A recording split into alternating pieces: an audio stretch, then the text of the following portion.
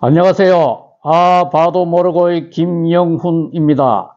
히틀러에게 600만 명이나 학살당한 유대인들은 시오니즘을 외치며 결집했습니다.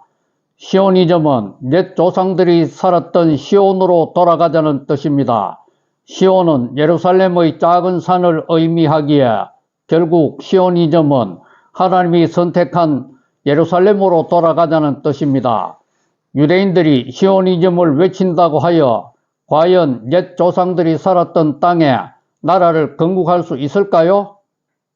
이 땅은 이미 오래전부터 팔레스타인으로 이름이 바뀌었지 않습니까? 유대인들이 디아스포라를 당해 빈 땅에 팔레스타인 사람들이 산 지가 벌써 2000년이나 되었기에 지명이 팔레스타인으로 바뀐 것 아닙니까? 그런데 유대인들이 과연 이 땅에 나라를 건국할 수 있을까요? 이런 상황에서 유대인들은 미국을 움직이기로 했습니다. 유대인들은 미국에서 1%도 안 되는 극소수의 민족이었습니다. 그렇지만 신이 유대인들에게 특별한 축복을 했습니다. 특별한 지혜와 특별한 부를 누린 것입니다. 탁월한 두뇌와 재물을 가진 유대인들은 미국의 대통령과 유력한 정치인들에게 로비했습니다. 자기 조상들이 살았던 옛 땅에서 나라를 건국할 수 있도록 도와달라고 로비했습니다. 미국이 움직인다고 하여 과연 그런 일이 가능할까요? 그런데 미국은 자기가 앞장서서 만들었던 유엔을 통해 이스라엘을 도와주기로 했습니다. 미국이 움직인 결과 기적이 발생했습니다. 1947년 11월에 유엔에서 팔레스타인 분할안이 통과된 것입니다. 유대인들이 히틀러에게 학살당하는 것을 본 각국의 지도자들이 유대인들을 동정해서 이렇게 통과시킨 것인지도 모릅니다. 어쨌든 팔레스타인 분할안에 의하면 팔레스타인 지역을 유대인 지구와 아랍인 지구로 나누고 또 예루살렘은 유엔의 관할 하에 두기로 했습니다. 그런데 유대인 지구가 팔레스타인 지역의 56%나 되었으며 팔레스타인 올리브 농장의 80%가 이 유대인 지구에 속해 있었습니다. 이러니 유대인들은 이 분할안을 쌍수를 들고 환영했겠지만 팔레스타인과 아랍인들은 분노했습니다. 얼마나 심하게 분노했던지 예루살렘을 통치하던 영국도 이들의 분노를 잠재우기가 힘들었습니다. 한편 미국과 유럽에 있던 유대인들은 이 분할안을 환영하며 팔레스타인으로 갈 준비를 하고 있었습니다. 큰 배를 준비하여 출항시켜 많은 유대인들을 태워 팔레스타인으로 가서 건국을 하려고 했습니다. 이 배의 이름은 엑소더스로 정했습니다. 엑소더스는 과거 3500년 전에 모세가 이스라엘 민족을 이집트에서 구출하여 가나안 땅으로 향한 사건을 말하지 않습니까? 이 유대인들이 배의 이름을 엑소더스로 정한 것은 자신들이 나라를 건국하기 위해 팔레스타인으로 가는 것이 과거 모세의 인도하에 가나안으로 간 것과 똑같다는 뜻 아닌가요? 세계 도처의 유대인들이 이렇게 팔레스타인으로 모여 건국을 준비했습니다. 그 결과 1948년 5월 14일에 유대인들은 드디어 이스라엘 건국을 선언하였습니다. 이때 이스라엘의 인구는 80만 6천 명이라고 The Times of Israel은 밝히고 있습니다. 그런데 이스라엘은 유엔이 정한 유대인 지구를 반도 차지하지 못했습니다. 왜냐하면 그만큼 아랍인들의 저항이 거셌기 때문입니다. 그리고 건국을 선언한 지 이틀 후인 5월 16일에 이집트의 전투기가 날아와 이스라엘을 폭격했습니다. 이집트는 시리아, 레바논, 요르단, 이라크와 함께 5개국 아랍연합군을 만들어 이스라엘의 건국을 무산시키려고 했습니다. 이 당시 이스라엘은 건국은 했지만 제대로 된 군대 조직도 없었고 또 무기도 제대로 없었습니다. 그렇지만 2000년 만에 세운 나라를 빼앗기지 않기 위해서 이들은 필사적으로 싸웠습니다.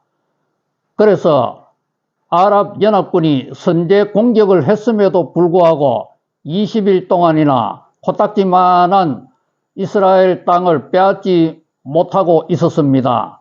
이때 스웨덴이 휴전회담을 중재하였습니다. 이 휴전회담은 이스라엘에게 너무나도 황금 같은 시간을 벌어주었습니다. 이스라엘은 이 시간 동안에 전열을 가다듬었고 또 이때 미국이 이스라엘을 돕기 시작했습니다. 미국이 부족한 무기를 이스라엘에 제공하면서 무기 사용법도 가르쳐 주었습니다.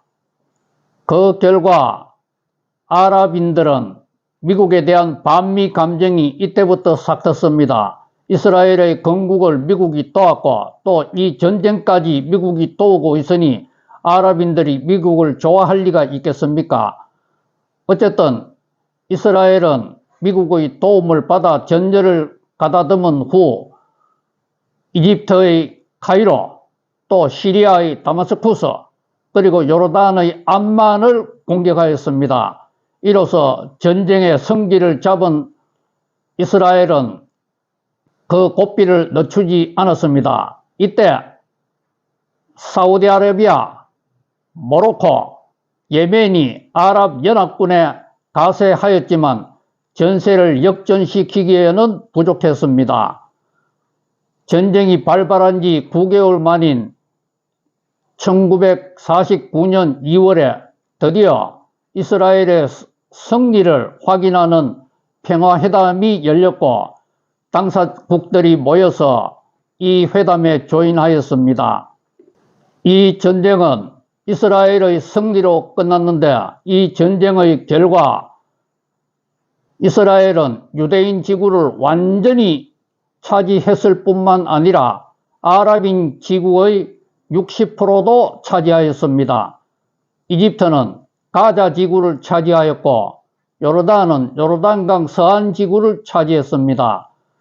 한글 성경에는 요르단강을 요단강으로 표기하였고 팔레스타인을 블레셋으로 표기하고 있습니다. 어쨌든 이 1차 중동전쟁은 이스라엘의 건국과 동시에 일어났기 때문에 이스라엘 독립전쟁으로도 불립니다. 그런데 이 전쟁에서 이스라엘은 자기보다 인구가 100배나 더 많은 아랍연합군을 이겨서 전 세계 사람들을 놀라게 했습니다.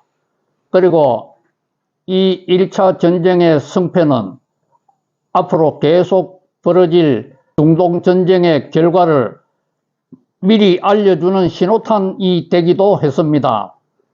그런데 팔레스타인은 자기 땅에서 전쟁이 벌어졌는데도 불구하고 아랍연합군에 당당히 참여하여 전쟁에 참가하지 못하고 전쟁을 구경만 하는 약소 민족이 되었으니 이 얼마나 딱합니까? 또 팔레스타인의 처지가 이런데 팔레스타인보다 더 약했던 유대인들은 나라를 건국하여 이 전쟁에서 이김으로써 나라 건국과 동시에 강대국으로 발돋움하는 계기가 되었으니 이 얼마나 대비가 됩니까? 그렇지만 팔레스타인이 많이 사는 가자 지구를 이스라엘에게 빼앗기지 않은 것만으로도 팔레스타인에게는 위안이 되었으니 참으로 애처롭지 않습니까? 그리고 이스라엘의 건국 과정에서 또 스웨덴의 휴전 회담 준비해서 또 미국의 이스라엘 지원에서 모세가 말한 대로 신이 이스라엘을 도운 것으로 보이지 않나요?